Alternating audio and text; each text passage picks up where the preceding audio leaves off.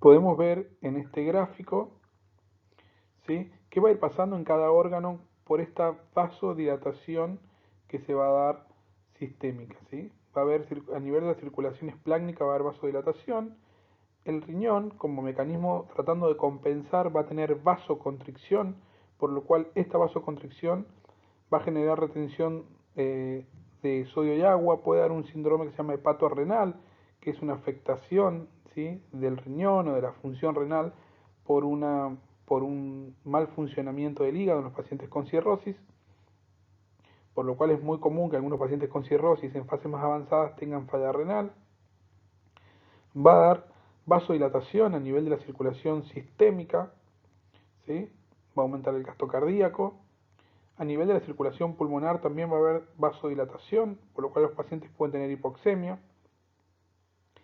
Y esto es muy importante también, vasodilatación a nivel cerebral, que puede dar edema cerebral. Bueno, ¿cómo sigue esto? Entonces, en un principio tenemos una enfermedad de cirrosis que es compensada, ¿sí? ¿Esto qué significa? Que en este paciente se dio el aumento de la resistencia vascular intrahepática, como vimos, la hipertensión portal, la vasodilatación, la reducción de la volemia, pero estos cambios que se dan de aumento del gasto cardíaco, ¿sí?, aumento del volumen plasmático, hacen que se restablezca la volemia arterial efectiva, por lo cual el paciente tiene su enfermedad, pero se encuentra compensado porque sus mecanismos compensadores logran generar logran no normalizar, pero sí acercarse a, a una circulación lo más normal posible y haciendo que todo el sistema funcione correctamente. Ahora, ¿qué puede pasar cuando el daño es muy grande y se genera una hipertensión portal severa? ¿Sí? Ocurre lo mismo la vasodilatación, hay más reducción de la volemia arterial efectiva, pero como esta reducción de la volemia va a activar a los sistemas que son retenedores de sodio y vasoconstrictores, como el sistema de renina-angiotensina. Y si se activa, ¿sí?, por esta reducción de la volemia arterial, se activa este sistema, va a generar retención de agua y sodio. Por eso los pacientes forman ascitis, que ascitis es esta acumulación de líquido en la cavidad abdominal que se forma en los pacientes, como pueden haber visto en alguna imagen. Y puede también dar esta consecuencia de esa vasoconstricción una falla en el riñón. Este estudio es una videoendoscopía alta, ¿sí? Esto se ingresa, como ustedes saben, con un tubo, con una camarita por la boca para mirar el tubo digestivo.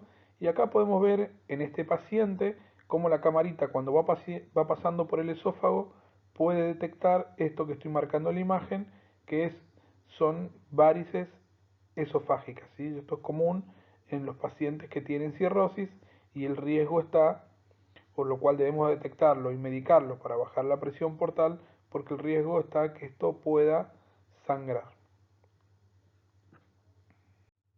En esta imagen se ve la ruptura, ¿sí?, se ve la ruptura de una de las varices y cómo origina esto que es el sangrado. Esto es un cuadro grave que puede llevar a la muerte del paciente, por lo cual hay que tratar de resolverlo endoscópicamente de forma rápida.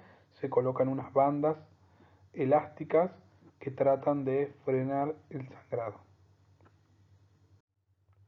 Otra de las cosas que podemos ver también es la ascitis, ¿sí? Ascitis, que es la acumulación de líquido acítico en la cavidad peritoneal, ¿sí? Esto es una persona normal y fíjense cómo en el peritoneo se empieza a acumular este líquido. Más adelante vamos a ver una imagen de cómo se ve en una persona, pero bueno, siempre es importante detectarlo. Si hay o no ascitis en los pacientes con cirrosis, esto se puede evaluar por medio de una ecografía y siempre tomamos alguna muestra para analizar el líquido. Entonces, ¿por qué se forma la ascitis?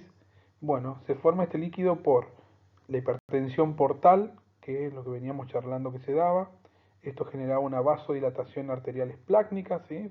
por la liberación de óxido nítrico. Disminuye el volumen arterial efectivo y esto activa el sistema de renina-angiotensina. ¿Sí? Fíjense cómo podemos ir asociándolo con lo que habíamos visto en la parte de renal y cardiovascular en meses anteriores. Entonces, hipertensión portal, vasodilatación esplácnica, o sea, del vaso, disminuye el volumen arterial efectivo y esta disminución del volumen arterial efectivo desencadena que se active el sistema renina-angiotensina-aldosterona. ¿Qué va a hacer entonces esto? Va a generar una disminución de la excreción de sodio, disminuye la excreción de agua libre, aumenta las resistencias vasculares periféricas, ¿sí? Pero fíjense, nos vamos a detener en esto. La disminución de la excreción de sodio del cuerpo y la disminución de excreción de agua libre hace que el líquido corporal se acumule y se acumule en el abdomen, que es lo que denominamos ascitis.